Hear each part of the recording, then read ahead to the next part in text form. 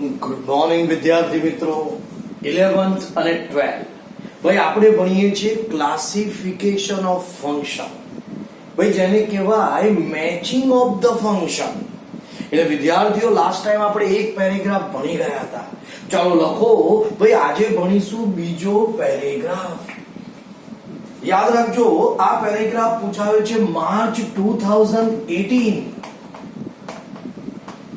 અને બધા વિદ્યાર્થી મારી સાથે લખશે, કેમ કે ભાઈ બોર્ડ નાનું અને પેરેગ્રાફ મોટો, એટલે ઉપરની દરેક વસ્તુ ફંક્શન હું ભૂસી નાખીશ. બધા જ મારી સાથે લખશે. બ્રેકેટમાં છે comparing people, comparing people, comma, habitual action,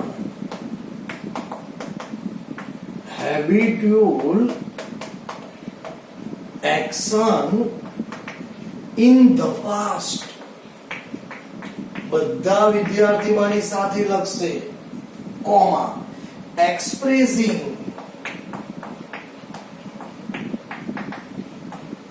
expressing result, अल्पविराम.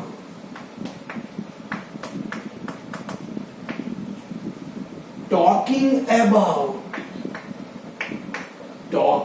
about person, person in relation to something.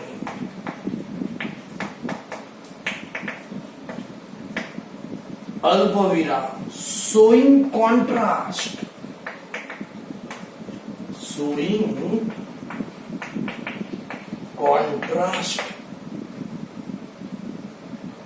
expressing choice,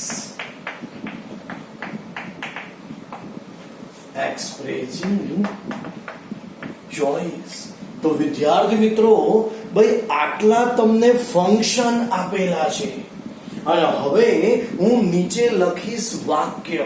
હવે બધા વિદ્યાર્થીઓ મારી સાથે લખશે, જેથી આ ઉપરના ફંક્શન હું ભૂસી નાખું તમારી પાસે હોવા જોઈએ. લખો ભાઈ એના વાક્યો. પહેલું વાક્ય, Mona is too short to reach self. Sorry, આ self નહીં, અભરાય. Number 2, Mr. Shah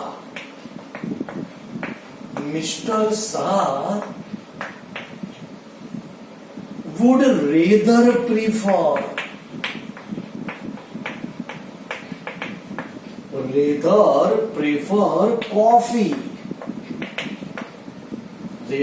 prefer coffee than tea.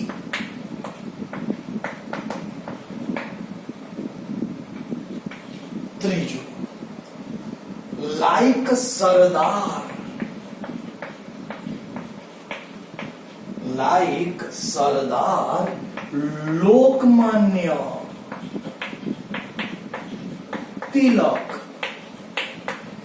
Lokmanya Tilak was a brave man.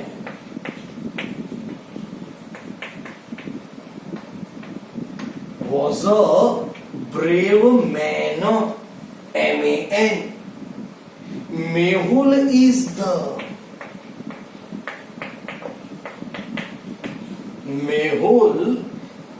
the cleverest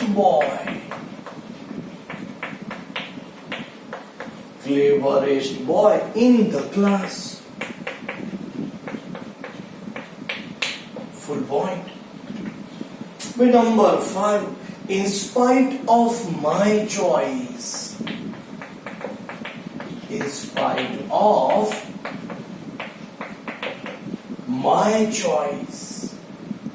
Sorry, विद्यार्थियों, my advice. my advice, અલ્પવિરામ, she married to him. She married to him and became unhappy. Full point. And last, I used to climb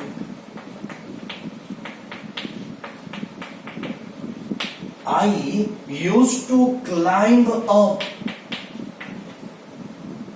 the tree when I was in secondary school.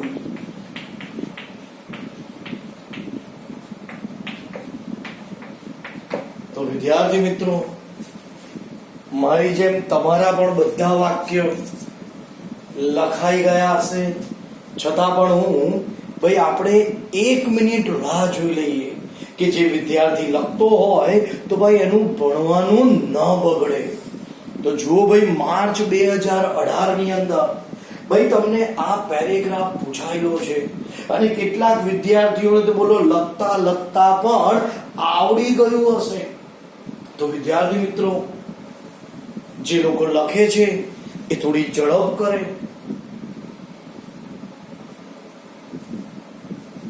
જેથી હું તમને આ paragraph સમજાવી શકું. આપણે અડધી મિનિટની રાહ જોઈશું જેથી વિદ્યાર્થીઓ લખી લે. તો ચાલો વિદ્યાર્થી મિત્રો, ભાઈ બધાને લખાઈ ગયું હશે. પહેલા તો હું ઉપર આપેલ ફંક્શન વાંચી લઉં. ભાઈ કમ્પેરિંગ પીપલ, હવે યાદ હોવું જોઈએ કમ્પેરિઝન એટલે ડિગ્રી, પોઝિટિવ, કમ્પેરેટિવ કાં તો સુપરલેટિવ. હવે તમને યાદ છે. એટલે હેબિટ્યુઅલ એક્શન એટલે વાક્યમાં યુઝ ટુ હોવું જોઈએ. ચાલો એ બી છોડો. એક્સપ્રેસિંગ રિઝલ્ટ લખો, તમારા માટે નવું છે વિદ્યાર્થીઓ. એક્સપ્રેસિંગ રિઝલ્ટ બધા વિદ્યાર્થી લખશે. લખો ભાઈ, જ્યારે વાક્યમાં સો ધેટ, હવે યાદ રાખજો સો ધેટ ભેગું નહીં, આ રીતે અલગ અલગ. So dash dash dash that, એ રીતે too dash dash dash to. ભાઈ આ રીતે વાક્યમાં સો ધેટ, પછી too dash dash dash to, enough to, ENOUGH, enough to, ENOUGH, enough to. Spelling board પર લખ્યો છે ENOUGH અને TO2, ઇનફ ટુ.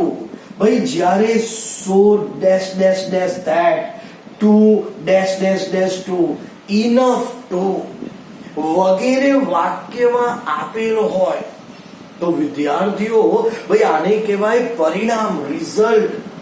બીજું ભાઈ તમને વાક્યમાં એકલું શું આપેલું હશે, સો અથવા ધેરફોર. યાદ રાખજો વિદ્યાર્થીઓ, સો એટલે તેથી, અથવા તો વાક્યમાં therefore, so dash dash dash that, two dash dash dash to, enough to, so therefore. આ વાક્યમાં પરિણામ દર્શાવે છે. બસ આટલા ક્રિયાપદ જોઈ જાઓ, 1 2 3 4 અને 5. વિદ્યાર્થીઓ બે ધડક બોલાય કે જવાબમાં શું આવશે, રિઝલ્ટ. તો ભૂલતા નહીં રિઝલ્ટ. અને આ જે છે ને 12માં જે ભણે છે એને તો ખબર જ છે ભાઈ, so that, too enough to આખા ચેપ્ટર છે. પણ 11માં સો ધેટ નું ચેપ્ટર, ટુ નું ચેપ્ટર, ઇનફ ટુ નું ચેપ્ટર ભણવાનું છે. એટલે ઓટોમેટિકલી એ ભણશો એટલે હું યાદ અપાય. એમાં લખાય છે ભાઈ એડવર્ડ ક્લોઝ ઓફ રિઝલ્ટ, આવું ચોખ્ખું લખીને ભણાવવામાં આવે. Adverb clause of result, result એટલે સો ધેટ, ટુ. યાદ રાખજો કમ્બાઈન સો ધેટ નહીં, એ અલગ વસ્તુ છે. જો એકલું સો લખ્યું છે ધેરફોર અને અલગ અલગ છે. ચલો ભાઈ, talking about person in relation two something, આપણે ભણી ગયા કોઈના વિશે વાત કરવામાં આવે. શોઈંગ કોન્ટ્રાસ્ટ, વિરોધાભાસ. ફરી બોલી જો, બટ, યટ, સ્ટીલ, ધો, અલ્ધો, ઇવન ધો, હાવેવર, એઝ. અને ભાઈ એક્સપ્રેસિંગ ચોઇસ લખો વિદ્યાર્થી, આમાં તમારે લખવું પડશે એક્સપ્રેસિંગ ચોઇસ.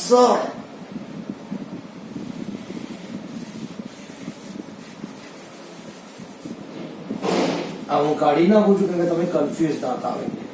ચલો, એક્સપ્રેસિંગ ચોઇસ લખો ભાઈ. વાક્યમાં પસંદગી કરવામાં આવે. ભાઈ ચોઇસ એટલે પસંદગી. વાક્યમાં પસંદગી કરવામાં આવે તો ભાઈ એક્સપ્રેસિંગ ચોઇસ મુકાય છે. વાક્યમાં પસંદગી કરવામાં આવે તો એક્સપ્રેસિંગ ચોઇસ મુકાય છે.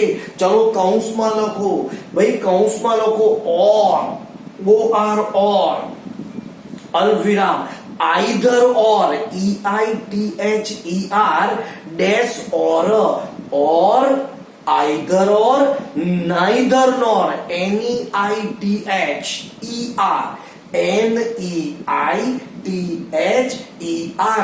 Neither nor.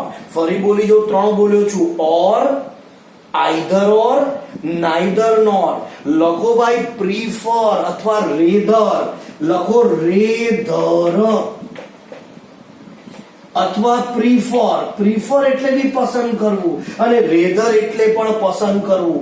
Rather, RATHEI, prefer. યાદ રાખજો, ઓર, આઈધર ઓર, નાઈધર નોર, કા તો રેધર, પ્રીફર. આ શબ્દો શું દર્શાવે છે? ચોઇસ. તો વિદ્યાર્થીઓ, or, either or, neither nor, rather, prefer. તો ચાલો વિદ્યાર્થીઓ, મેં તમને બધું જનરલી સમજાવી દીધું. ચાલો હજી એક વાક્ય તમે લખી લો નિયમમાં. લખો એક્સપ્રેસિંગ પર્પઝ. Expressing purpose. હું સ્પેલિંગ લખી આપું. Purpose, PURPOSE. એટલે બધું પતી જ જાય. જ્યાં સ્પેલિંગ લખ્યું છે પર્પઝ, PURPOSE, એક્સપ્રેસિંગ પર્પઝ. ભાઈ પર્પઝ એટલે હેતુ. લખો જ્યારે વાક્યમાં, નિયમમાં લખજો વિદ્યાર્થીઓ, એક્સપ્રેસિંગ પર્પઝ. પર્પઝ એટલે હેતુ. લખો જ્યારે વાક્યમાં હેતુ દર્શાવેલો હોય તો જવાબમાં એક્સપ્રેસિંગ પર્પઝ મુકાય છે. તો જવાબમાં એક્સપ્રેસિંગ પર્પઝ મુકાય છે. હવે કૌંસમાં લખો, આમાં શું પૂછાય? તો લખો આમાં સો ધેટ ભેગું આવે. આવું સો ધેટ, આ ભેગા આવે, જોઈ લો. આમાં ભેગું આવશે સો ધેટ. લખો in order to. In order to. એ જ રીતે ટુ ના બદલે ઇન ઓર્ડર ધેટ. યાદ રાખજો વિદ્યાર્થીઓ, so that, in order to, in order that. લખો વિથ વ્યૂ ટુ. હું આ કાઢી નાખું છું, અહીં નીચે લખી આપીશ તમને. With view to, with view to. ભાઈ સ્પેલિંગ ખાસ યાદ રાખવાનો. With view to. તો યાદ રાખજો, so that, in order to, in order that, with view to. આને કહેવાય પર્પઝ. પર્પઝ એટલે હેતુ. તો ચાલો વિદ્યાર્થી મિત્રો, હવે આપણે આનું સોલ્યુશન કરી નાખીએ. બસ આટલું ગોખી નાખો ને એટલે 3 માર્ક્સ રોકડા. ચાલો પહેલું વાક્ય વાંચું છું, દરેકનું ધ્યાન બોર્ડ ઉપર.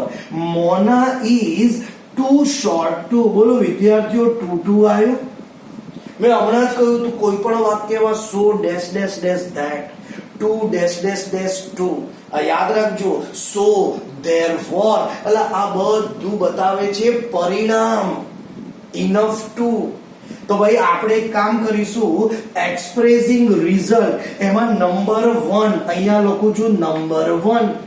ભાઈ પહેલું એક્સપ્રેસિંગ રિઝલ્ટ છે, Mister Shah would rather prefer. જો ભાઈ આ શું આવ્યું, અને તમે જોઈ શકો છો રેધર પ્રિફર બંને છે, એટલે રેધર અને પ્રિફર એટલે પસંદગી, કોફી ધેન ટી.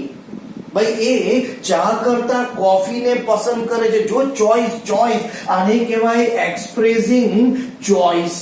તો કયો નંબર છે? બીજો. તો ચલો આપણે લખી નાખીશું બીજો નંબર. ભાઈ પહેલું હતું એક્સપ્રેસિંગ રિઝલ્ટ. જો બધું ગોખણ પટ્ટી છે વિદ્યાર્થીઓ, ગુજરાતીની જરૂર જ નથી.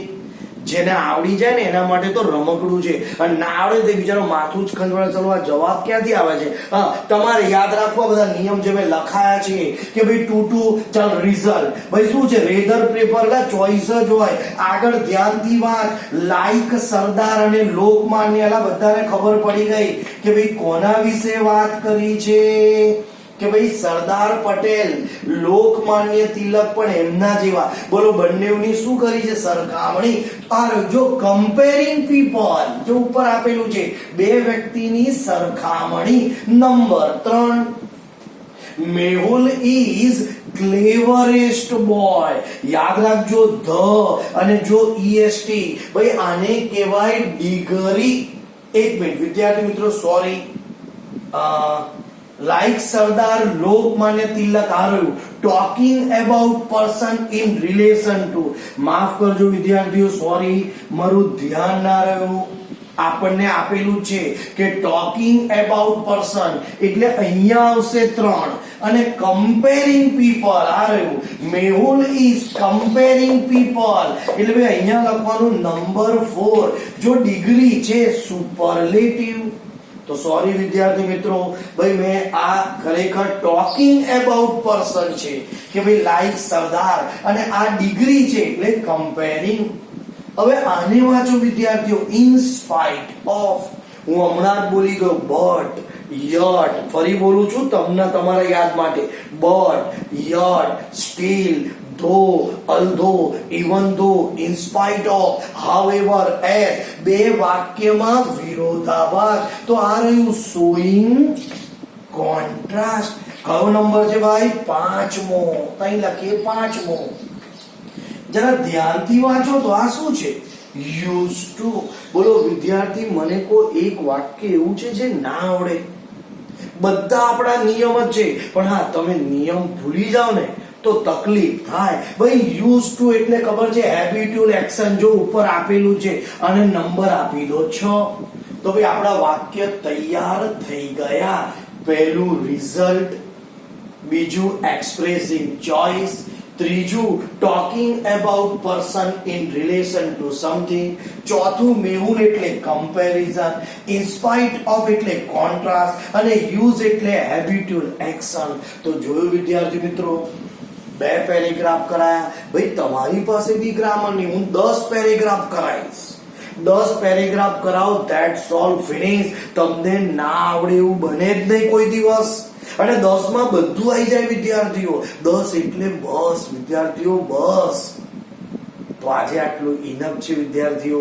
મોડે કરો, તમારી પાસે બુક છે, ગ્રામર છે, તમે એમાંથી ભાઈ classification of function, matching of the function ભણી શકો છો. Okay, C you on next.